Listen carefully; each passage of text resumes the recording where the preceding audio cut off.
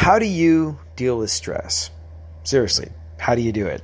Because it's a question I was asked by Brittany. And here's the thing. I think it's different for all of us. So I think we should all pitch in and help on this one. Hey, you. How's it going?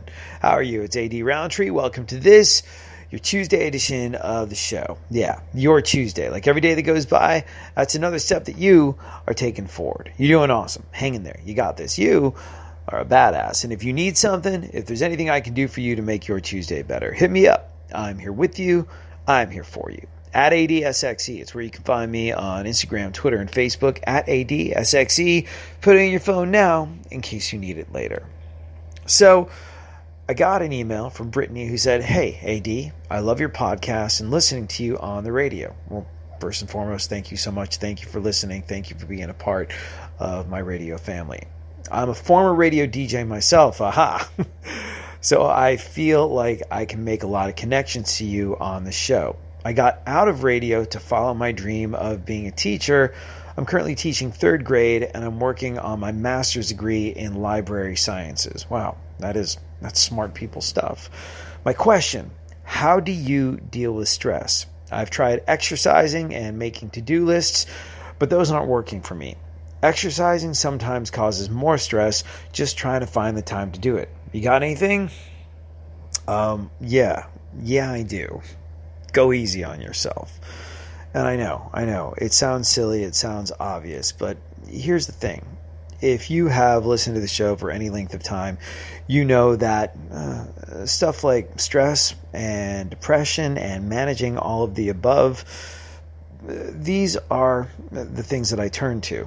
I make to-do lists. I find that writing down everything I need to do at the beginning of my day and crossing them off one by one helps me stay organized and helps me freak out less about what I have to do next. I have ADD, I'm dyslexic, and that simple little bit of organization removes a lot of stress for me. It's kind of a roadmap for my day. I need to know what I'm doing from one moment to the next because, well, if I get distracted, it can take me a long time to get back on track, during which point I've probably forgotten some things I have to do and all of a sudden I'm behind, or I've forgotten to do something and I'm a stressed out mess. So the to-do list really helps me. The other thing that I believe in is exercise. I think exercise is a great way to manage stress. I think exercise is a great way to manage your emotions. I think exercise does so much for you mentally. When you are exercising, it takes consistency and time to see any visible results, I think, in your body. I think, generally speaking, if you have a program and you stick to it, it's got to be about 3 months before you notice any real changes. But with the mental stuff, I notice a change almost overnight. When I am exercising regularly, I notice I deal with the world better. However, Brittany, I completely relate to the inability to find time and that sort of adding to your stress. And that's why I say take it easy on yourself. You, me, all of us that have been doing this podcast thing together for a while, we've talked about it numerous times. Failure isn't getting knocked down. Failure is not getting back up again.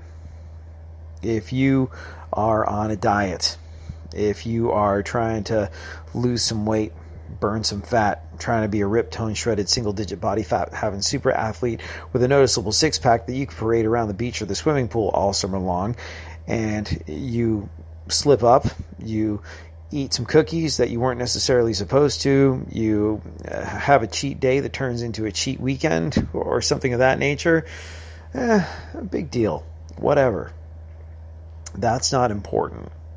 Chances are you are not an athlete. You are not a competitive bodybuilder. You are not someone who really has to worry all that much about a slip up where you eat a cookie. No. The slip up would be not getting back on it the next day.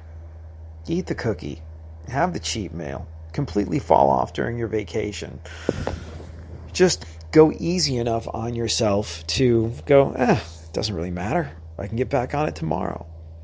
It is the consistency with which you get back up that I find makes the biggest difference.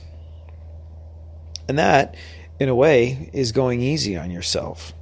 Recognizing that the cookie or the failure to exercise is not the end of the world. What would be a little bit more damaging is if you let that derail you. If you go, oh no, I blew it. I missed one day at the gym. I ate the cookie. I ate the Big Mac. I ate whatever it was that I wasn't supposed to eat. And now it's all for nothing. No, it's not. Big deal. Go easy on yourself. I get it. I used to be very, very rigid with my exercise. I used to think, if I don't get back in there, that will have been a week I lost. And if I lose a week, and I used to tie myself up in knots about not exercising when I decided to kind of take control of my health and fitness when I needed to. And, well, what I came to realize was I could step out of the gym for a week or two at a time because I got derailed or because I had too much work to do, or because I just wasn't up to it, or because I was sick. There's all sorts of reasons why you can not make it to the gym, not manage to exercise that day. And I found that it really didn't matter because a year later, there had been some very big changes. Why? Because I'd been really rigorous, because I'd treated myself like my own drill sergeant? No, because I kind of kept coming back to things consistently. And that was really sort of the thing that made the big difference, was going easy on myself. I found that by not being so strict, I wouldn't stress about this, Brittany. I wouldn't go, I missed a day. No, I'm more stressed. I'm like, it's whatever. I'll get back on it tomorrow or the day after or maybe the following Monday, but I will get back at it. When I moved to San Diego, I moved from Houston to San Diego, and everybody told me that when I went to San Diego, I'd be in the best shape of my life. They're like, oh man, you don't even know. You're going to be swimming. You're going to be running on the beach. You're going to be surfing and eating tofu and meditating and all this stuff. You're going to be so fit and so healthy and so tan and so ripped. It's just going to be disgusting next time we see you. And, yeah, it perhaps was a little disgusting, only because I managed to put on about 55 pounds. It was something. I moved to San Diego. I started a new job. The job was incredibly stressful. It had me basically in my home and at work constantly. There was no walking on the beach. There was no running. There was no swimming. There was no anything of that nature. And not only that, I lived in a hotel for like 3 months while I was trying to find a place. The real estate market in San Diego, I think, always was tough, and it was especially tough back then. It wasn't easy. And during that time, I didn't have a kitchen, so I was eating out a lot at restaurants. San Diego is a pricey place to be. Nothing, and I repeat, nothing is cheap in San Diego. So I hit on a brilliant little idea. I was like, I could pay for 3 meals a day and go broke, which I was doing rapidly, or there's all these all-you-can-eat buffet places around. I could just go to one of those and trough and kind of get by for the rest of the day. And so I would do that almost every night. I would trough. And remember that work schedule I was talking about? I wasn't moving around a whole lot. So between the sedentary lifestyle I adopted when working constantly and the all-you-can-eat buffets I discovered over the course of a year and a half, maybe 2, I put on, like I said, probably close to 60 pounds. That is unhealthy. It was not good for me. I started to hurt. And I started to really, really kind of be unhappy. And interestingly enough, it wasn't the being out of shape. that bothered me, that sort of snuck up on me. I almost didn't notice until I decided, okay, my state of mind is jacked up. I need to exercise. Years before, I had a shrink, and I was going through a really bad bout of depression. I've talked about this on the podcast before, but the shrink was like, okay, you're really depressed. I can do two things. I can give you medication, or I can get you to commit to exercise. I was like, exercise? He's like, yeah. I was like, why on earth would I exercise? He's like, well, here's the thing. When you exercise, it releases a lot of the same chemicals as things like serotonin reuptake inhibitors, your Prozacs and things of that nature. Exercise releases the body's natural antidepressants. I was like, well, how come then everybody who's depressed doesn't just exercise? Why do these meds exist? He's like, well, a lot of the time people that are badly depressed can't get themselves off the couch to go exercise. And I was like, oh, well, gee whiz. What are my options? I can either take the pill or I can exercise. How often? He was like, at least 3 times a week, to the point of sweating. I was like, wow, that sounds like a pain. I'll take the pill, please. And my shrink was like, here's the thing. If I give you antidepressant medication, it could change your personality. And I've heard your show. I don't think it'd be a good idea if your personality changed to you. And I was like, oh, no, the personality, given what I do for a living, sort of pays the mortgage. So, okay, I'll give the exercise a go. Like I said, physical changes take an awfully long time, 3 months at least. But the mental benefits I noticed almost overnight. Now, to begin with, Brittany and anybody else that's going through something like this, I did that thing where I was like, I am committed to this exercise program. 3 days a week in the gym, Monday, Wednesday, Friday. Without fail, I will be in there doing the things that I said I would do. I'm not going to miss a day. I'm not going to skip a day. I'm not going to screw up. And, well, there were times where I missed a day or I skipped a day and I screwed up, and I kind of did what I think you're talking about. I let it really add to my stress. But here's the thing. I stopped being stressed out about missing a day or skipping a day or any of the above when, after 3 or 4 months, I noticed something. I'd started weighing myself. I didn't realize I'd gotten so badly out of shape, but I started weighing myself just so I could, kind of keep track of my practice. And 3 or so months in, I noticed, that's quite a bit of weight that's come off. That's about 12, 15 pounds. And that wasn't that much when you do the math. I lost about 50, 55 pounds in a year. There's 52 weeks in a year, so I lost about 1 pound a week. This is not super aggressive. This was kind of easy breezy, and I was consistent with my exercise, but I wasn't in there every Monday, Wednesday, Friday like I promised myself. Sometimes the workload was just too much. Sometimes I was just too tired. Sometimes I couldn't find the motivation. And initially, that stressed me out. But about 3 months in, when I'd missed plenty of days in the gym, when I'd slipped up plenty of times in terms of what I was eating, I noticed I'd still lost, a significant amount of weight. I was like, the important thing is not that I beat myself up over missing something. The important thing is that I just kind of roll with it and get back in there. In fact, I could give myself a little treat every once in a while. I could slack off and eat whatever the hell I wanted to. And as long as I get back in the gym, it would be all right. And you know what? It was.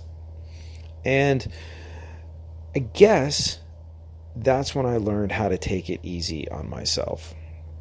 I think a lot of people start doing things and they go into it full force, 100 zillion %, really kind of hard-headed, which is great. And I think it does work for a lot of people. But if you are anything at all like me, i.e. human, you're gonna slip up. And you stand a much better chance of getting back up again if you go easy on yourself. There's this new thing that everybody's doing, 75 hard. You heard of this? It is very rigid in that you have to stick to this program, which I think involves reading at least 10 pages of a book every day, not screwing up on your meal plan / diet / nutrition every day, and committing to exercising every single day for 75 days. That's a long time to go without allowing yourself a slip up. And there's a rule that is part of it where if you do slip up, the clock starts over. You've got 75 more days to go. Now, for a lot of people, that's an extremely appealing thing. There's a lot of people that are doing it and doing it hardcore. I don't know how many people go all 75 days without screwing up, but I took a look at the program. I was like, no, thank you very much. That could work great for a lot of other folks. I can tell you now that won't work for me because I'd screw up or life would get in the way. Again, go easy on yourself. You're not necessarily screwing up, but there's going to be times where you just can't make it, or you just don't feel like it, or it's just not a thing that you're able to do. Whatever it is, whether it's that 10 pages of the book that you didn't read, whether it's that meditation that you didn't do, whether it's that to-do list that you failed to do in the morning, whether it's that day in the gym, whether it's the right amount of cardio, whether it's doing a certain amount of sit-ups, taking a certain amount of steps. When you make yourself a bunch of really, really rigid rules in that way, it's really easy to be hard on yourself. And if you're hard on yourself, you don't necessarily feel like getting back after it. I can tell you now, if I tried to do this 75 hard thing, I'd slip up a couple times and then I'd just bail on it and I'd just be like, what was the point of that? And I'd probably be bummed out with myself and stressed out about what had just happened.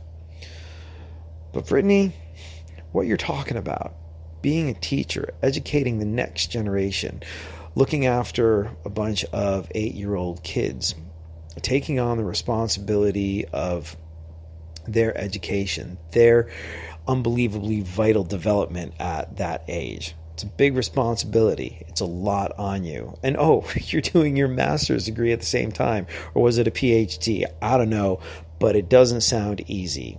And then saying, okay, I got to deal with stress, so I'm going to exercise. But then finding the time to do it is an additional stress. And if I'm reading it right, you're kind of allowing that to create more stress in your life. You wanted the exercise to be stress relief, and it's actually adding to the load that you're carrying around because you can't always find time to do it.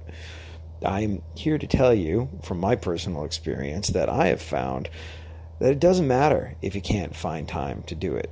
If you can't, then don't, and go easy on yourself. Just do what you can when you can. Be yourself. Go easy on yourself. Be gentle with yourself, I believe the kids would say when they are indulging in that stuff called self-care.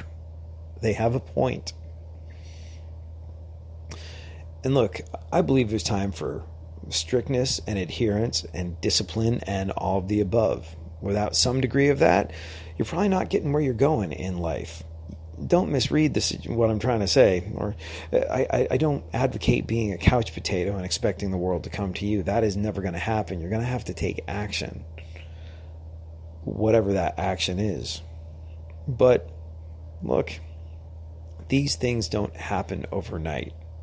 I would set yourself realistic expectations. I don't know if you've got any expectations for the exercise thing other than managing your stress levels, but enjoy the process. Think of it as at least a 3-month thing, I find. Don't expect to see any results, get any noticeable results for like 3 months. Don't beat yourself up if you don't make it to the gym, or you don't take enough steps, or whatever exercise routine you've chosen. Don't beat yourself up about it if you can't follow through one day. Just understand that if you stick with it consistently over time, in 3 months, you'll notice a difference. In 6 months, more so. In 9 months to a year, it'll be a different version of you, mentally and physically, if you do manage to consistently get back after it again. I think that goes for anything in life. I think that if you force yourself to reset the clock every time you do something you perceive as failure and start all over from square one, that's not good times, and that won't get you where you're going, at least in my experience. Different things work for different people. So, as you and I have discussed, I believe in exercise. I believe in writing that to-do list. I believe in the whole meditation thing. That has really made a difference when it came to managing stress. I think that the things that combat stress and depression the best for me are getting your heart rate up through exercise and your heart rate down through relaxation or meditation. But go easy on yourself.